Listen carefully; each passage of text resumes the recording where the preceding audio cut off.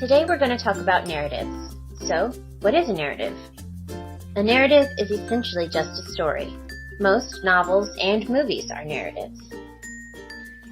The components of a narrative are explained on a narrative arc. So let's talk about exposition first. Exposition is the backstory or the basic information you need to understand the rest of the story. We'll use Cinderella to demonstrate examples of these narrative elements. So the exposition in Cinderella is that her father marries a wicked woman and dies, leaving her with a terrible family. Next, there's an inciting incident. An inciting incident sets the action into motion. So in Cinderella, the inciting incident is that there's going to be a ball.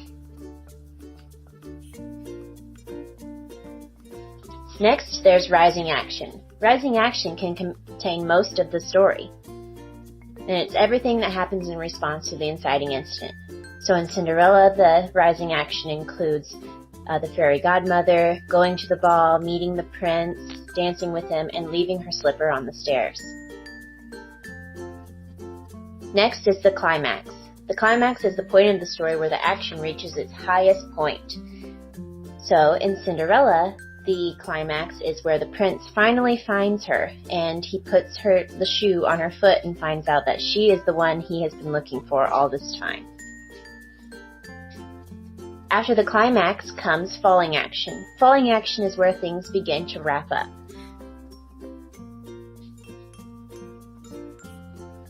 So in Cinderella, the falling action is where Cinderella and the prince get married and they move into the castle together.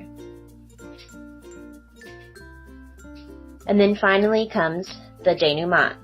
The denouement is also referred to as the resolution, and it's how the story ends up. So in Cinderella, how the story ends is that they live happily ever after.